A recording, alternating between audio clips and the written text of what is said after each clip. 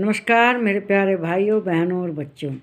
यह वीडियो आप जानते ही हैं कि जो गीता के अध्याय 6 का आखिरी श्लोक है 47 उस पर बन रहा है।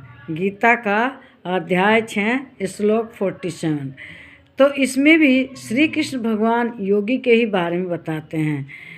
श्री कृष्ण भगवान को अर्जुन ने साफ कह दिया था कि देखिए हे भगवान, मैं चंचल मन हूँ, आप योग का रास्ता कहते हैं, मैं रास्ते में भटक गया, मेरा मन इधर चंचल है, मैं पथभ्रष्ट हो गया, तो मेरी तो बड़ी जगह सहायता होगी, क्योंकि एक होनहार व्यक्ति है और वह जीवन में बहुत कुछ कर सकता है। और अगर वह अपना काम धाम छोड़ के योग का रास्ता अपना ले, लेकिन चंचल मन के कारण उसका मन इधर उधर भटक जाए, वह पथभ्रष्ट हो जाए, तो उसकी तो बड़ी दुर्गति होगी। उसकी दुर्गति ऐसी ही होगी जैसे हवा से बादल जो हैं आकाश में छिन्न भिन्न हो जाते हैं, इसी तरह उसका जीवन भी छिन्न भिन्न हो जाएगा। लोग उसे मूर्ख कहेंगे, दुनिया के उपहास का कारण बनेगा।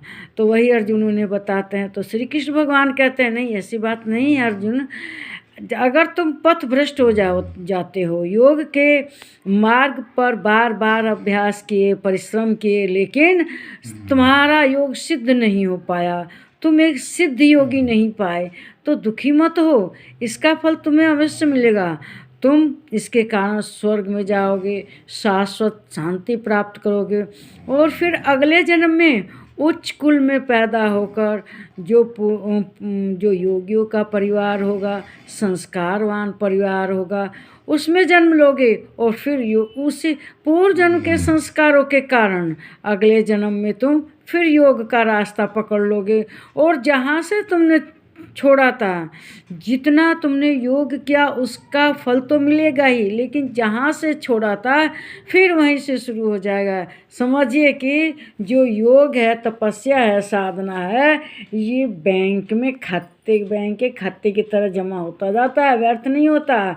और फिर उसका फिर अगर उसमें भी काम नहीं तो अगले जन्म में और ज़्यादा तपस्या करोगे, इस तरह भगवान का ध्यान करोगे तो तुम योगी हो जाओगे। और योगी भी मुझे सबसे बड़ा प्रिय योगी कौन सा है? जो योगी दिन रात अंतर आत्मा से मुझे भजते हैं। ऐसे योगी नहीं जो ढोंग करते हैं, गले में लोकट लगवा लिए और भगवान का नाम जप रहे हैं, दुनिया को दिखावा कर रहे हैं, वैसे नहीं। जो आत्मा से मुझे भजते हैं वही मेरे सच्चे भक्त हैं। सबसे श्रद्धावान योगी अपनी आत्मा से मुझे निरंतर भजता है। श्री कृष्ण भगवान अर्जुन से कहते हैं, वे साफ कहते हैं, देखो, योगिनाम अपि सर्वेषां मद भक्तेनांतरात्मना श्रद्धावान भजते यो माम स में युक्तोत्तमो मतः। संपूर्ण योगियों में जो भी श्रद्धावान योगी मुझ में लगे हुए अंतर आत्मा से मुझको निरंतर भजता है, वह योगी मुझे परम श्रेष्ठ है। योगियों में भी तरह तरह के योगी हैं, योग करते हैं, तपस्या करते हैं, लेकिन वे कहते हैं जो अंतर आत्मा से मुझे भजता है। अंतर आत्मा का मतलब बिना ढोंग दिखावा के दिन रात भगवान का भजन करते हैं।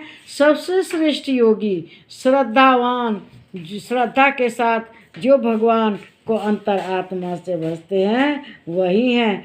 ढोंग करने वाले नहीं, गले में भगवान जी का एक लॉकेट बना के पहन लिया नहीं, दिन रात माइक पे भजन कर रहे हैं वो नहीं, बल्कि जो अंतर आत्मा से, हृदय से दिन रात उनको भजते हैं वही उन्हें सबसे श्रेष्ठ योगी लगते हैं।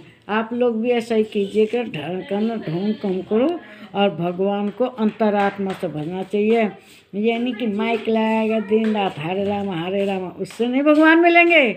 मन में दिन रात जाग के जपो, भगवान भगवान करो, तब भगवान मिलेंगे।